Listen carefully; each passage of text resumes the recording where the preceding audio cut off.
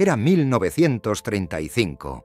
Un avión italiano rompió el récord mundial de velocidad, pero no en un circuito de carreras.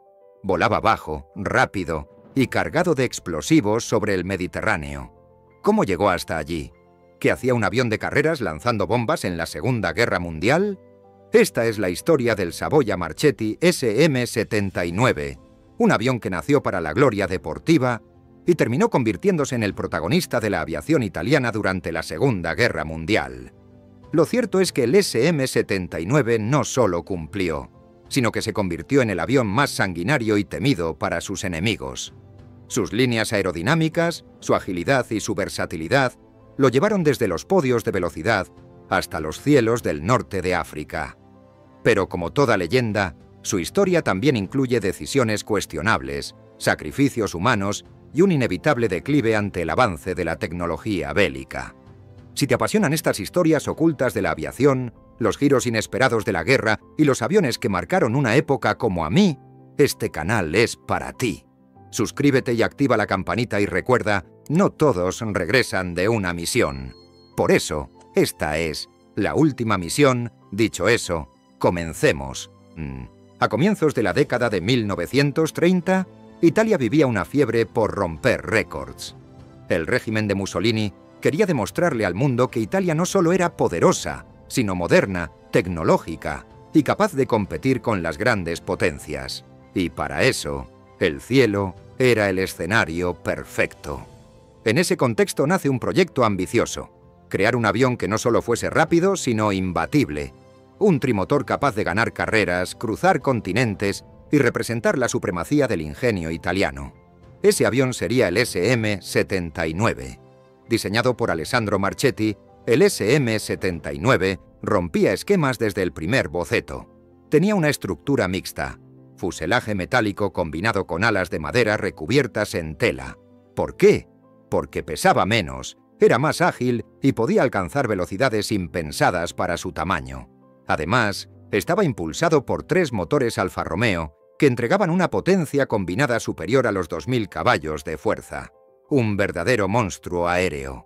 Pero lo más sorprendente era su diseño aerodinámico. Tenía una joroba en la parte superior del fuselaje que no solo le daba una silueta única, sino que permitía una mejor visibilidad para el piloto. Su tren de aterrizaje era retráctil, algo avanzado para la época. Cada detalle estaba pensado para ganar. Y lo hizo. En 1937, el SM-79 participó en la mítica carrera Istres-Damasco-París, una de las más duras y prestigiosas del mundo. No solo compitió, sino que dominó. Italia se llevó el primer, segundo y tercer lugar, todos con SM-79. Fue una demostración de poder aplastante. El avión se convirtió en un símbolo nacional. La prensa lo llamaba el Ferrari de los cielos. Pero esa no fue su única hazaña. Durante esos años también rompió múltiples récords de velocidad sobre trayectos largos, incluso cargado con pasajeros y equipamiento. Era tan avanzado que otros países comenzaron a ponerle atención. ¿Qué estaba fabricando Italia?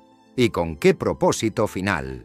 Cuando estalló la Guerra Civil en España, en 1936, el mundo entendió algo. La próxima gran guerra sería aérea. Italia lo sabía, y lo sabía bien. El alto mando de la Regia Aeronáutica buscaba una aeronave que pudiera cumplir múltiples roles: bombardeo convencional, ataque a objetivos navales y operaciones de largo alcance. Muchos prototipos pasaron por la mesa, pero uno destacó inmediatamente. El SM-79, con su velocidad comprobada, su estabilidad de vuelo y su capacidad de carga, era la base perfecta. Aunque no fue diseñado para la guerra, parecía hecho para ella. Así comenzó su transformación. Los ingenieros modificaron el fuselaje para permitir la instalación de una bodega de bombas interna, con capacidad para hasta 1.200 kilogramos de explosivos. También se adaptó para transportar torpedos bajo el fuselaje, lo que lo convertiría en uno de los torpederos más eficaces del conflicto. Se reforzó la estructura para soportar el peso del armamento y se añadieron puntos de fijación para ametralladoras defensivas. En total, llegó a contar con hasta 5 posiciones armadas: una Sretaras Kar ametralladora en la nariz, otra dorsal en la característica joroba, una ventral y 2 laterales. La cabina también fue rediseñada. Se creó un puesto para el bombardero con miras de precisión y se integró una radio para coordinar con otras unidades, algo que en ese momento era casi revolucionario en la aviación italiana. A pesar de todos estos cambios, su velocidad seguía siendo notable. Alcanzabas hasta 430 km por hora, lo que lo hacía mucho más rápido que muchos otros bombarderos contemporáneos. Y eso significaba una cosa: podía entrar, atacar y salir antes de que el enemigo reaccionara. Italia no tardó en llevarlo al campo de batalla y su primera aparición marcó un antes y un después en el conflicto. Su primera participación real fue en la Guerra Civil Española, bajo la bandera de la aviación legionaria. Allí, el SM-79 demostró todo su potencial: rápido, preciso, difícil de interceptar.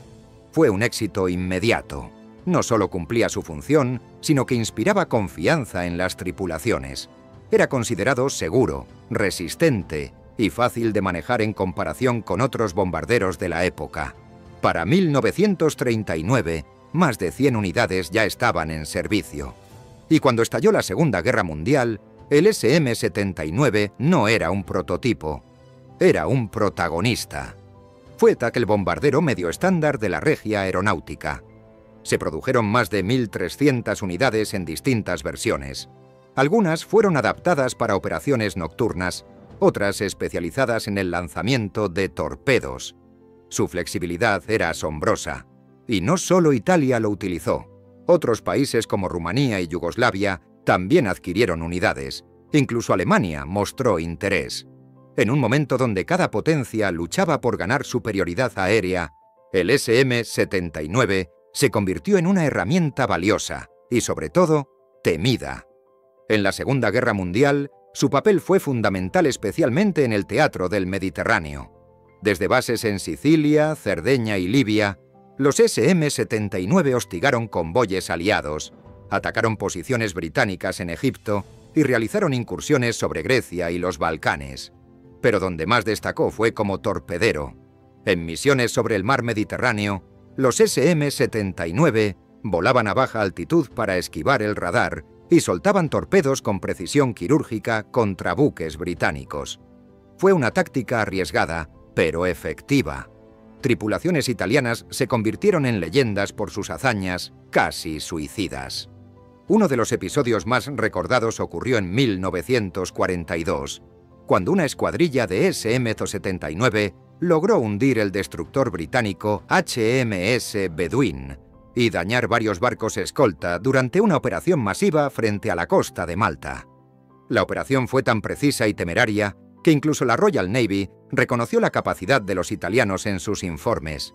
Y todo eso lo logró un avión nacido para competir en carreras. Su silueta inconfundible, ese morro afilado y la joroba dorsal, se volvió un ícono de los cielos del Mediterráneo, tanto para los italianos como para sus enemigos.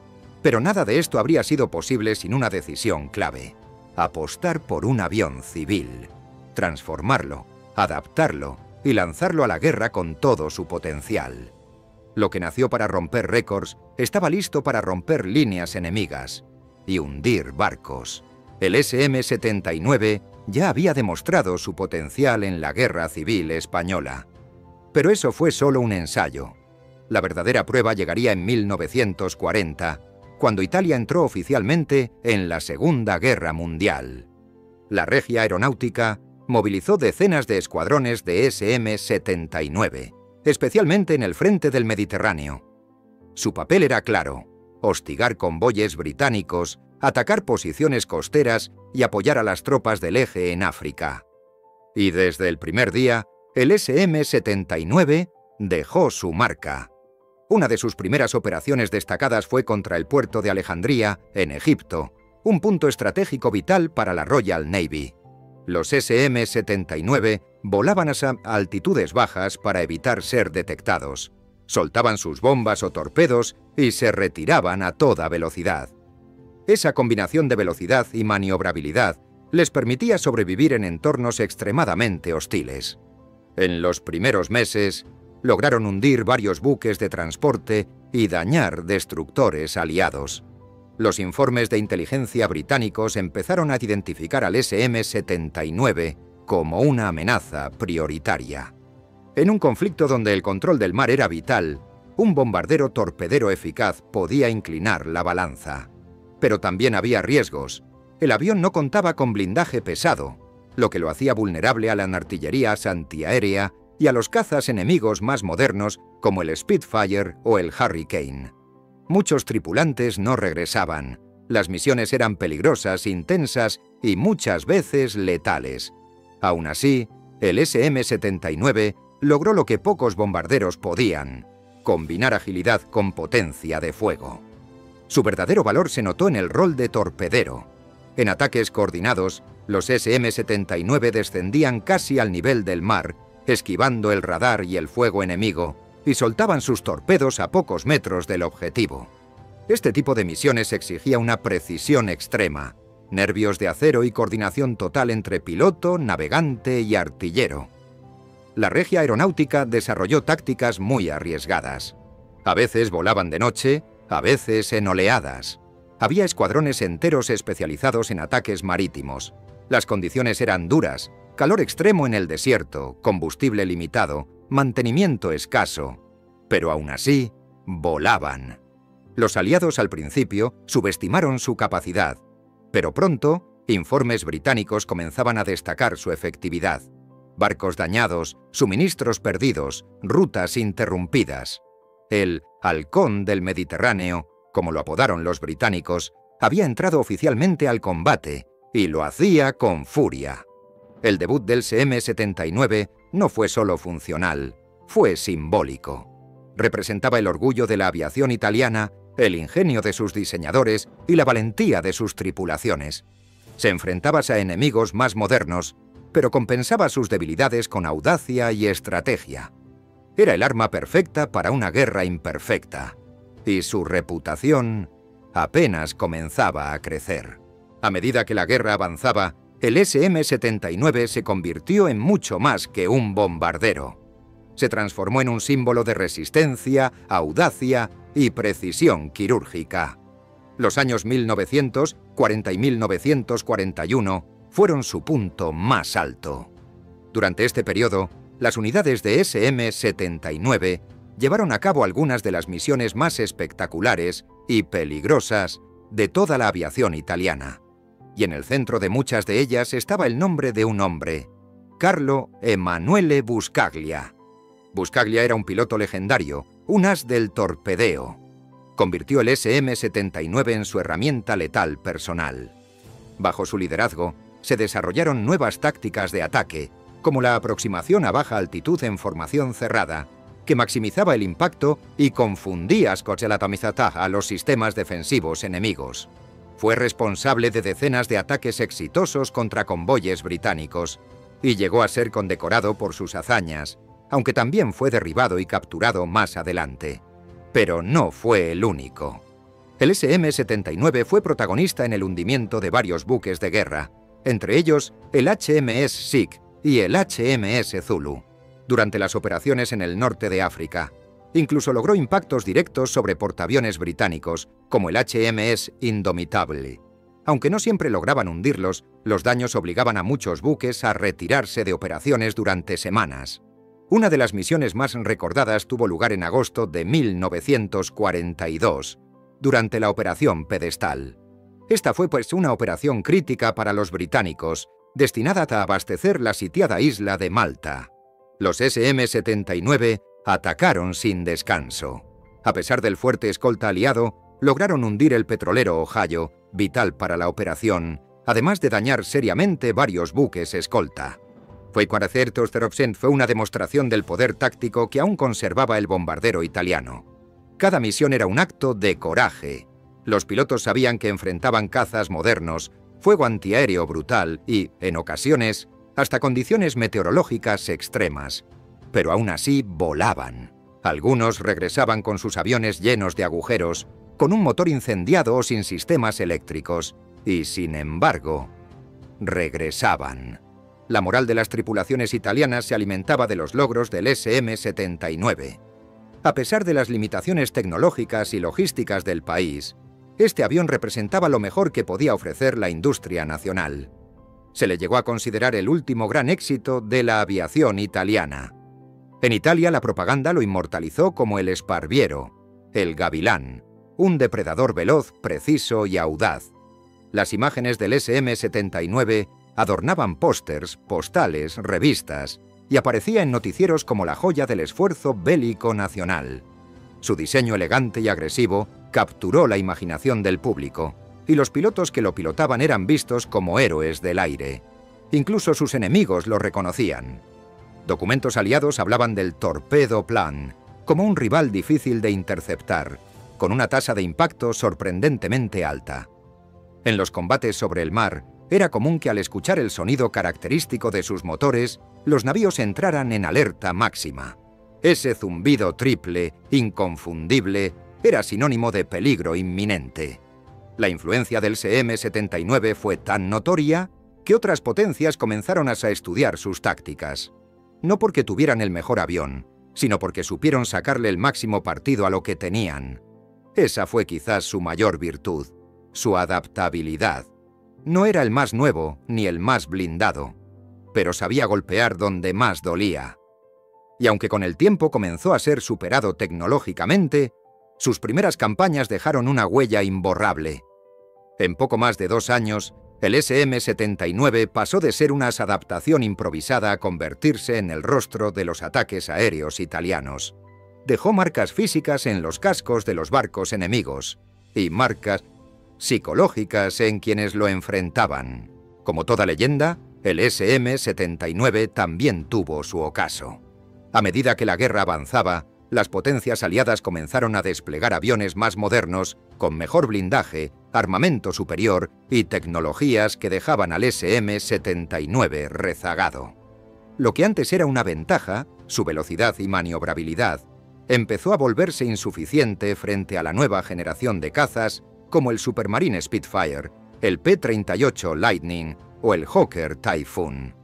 El principal problema del SM-79 era su diseño original. Nunca fue pensado como avión militar. No tenía blindaje adecuado para proteger a su tripulación ni un sistema defensivo moderno.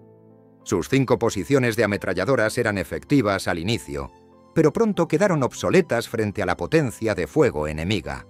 Además, su gran silueta lo hacía un blanco fácil desde tierra o desde el aire.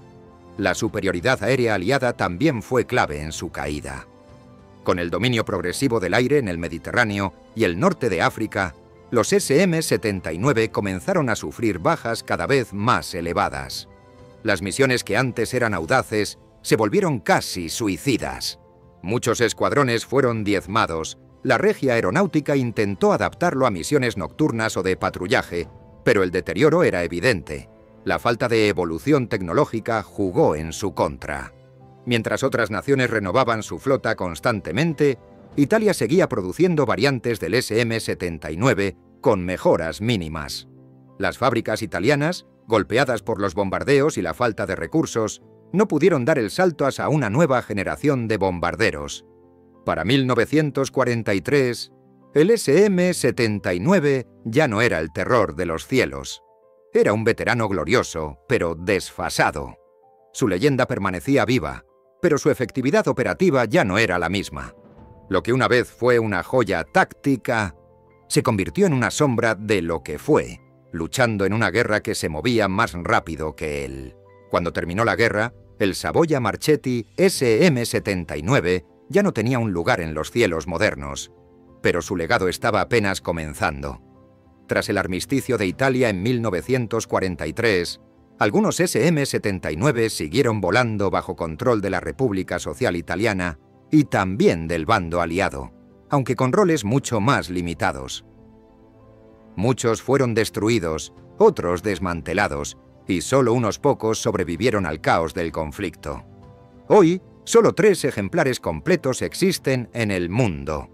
El más famoso está en el Museo del Aire y del Espacio en Vigna di Valle, cerca de Roma. Restaurado con gran detalle, este SM-79 luce como si estuviera listo para despegar. Es una cápsula del tiempo, testigo de una era en la que el ingenio italiano desafiaba los límites de la tecnología bélica. Pero el legado del Sparviero no está solo en los museos. Su impacto se siente en la historia de la aviación militar. Fue uno de los primeros bombarderos en ser adaptado con éxito como torpedero, y su uso en tácticas de ataque coordinado a baja altitud inspiró doctrinas en otras fuerzas aéreas, incluso después del conflicto. Además, fue el único avión de su tipo que logró mantener operaciones ofensivas relevantes durante tantos años, desde la Guerra Civil Española hasta casi el final de la Segunda Guerra Mundial. Esa longevidad operativa, sin grandes rediseños estructurales, es un testimonio de la solidez de su diseño original. Y hay curiosidades. ¿Sabías que existía una versión del SM-79 destinada al transporte VIP? Incluso se dice que Mussolini llegó a volar en uno adaptado especialmente para él, con interiores de lujo y cabina presurizada. También hubo planes para convertirlo en avión comercial después de la guerra, aunque nunca se concretaron. En la cultura popular, su silueta ha aparecido en sellos, pósters, maquetas, videojuegos y documentales. Para muchos apasionados de la historia militar, el SM-79 no es solo un avión, es un símbolo de audacia, de creatividad, de tiempos turbulentos donde volar era una mezcla de ciencia, valentía y suerte. Y así, entre hazañas y cicatrices, el Sparviero quedó inmortalizado, no como un monstruo de guerra, sino como una máquina que voló más allá de su propósito, dejando una marca imposible de borrar.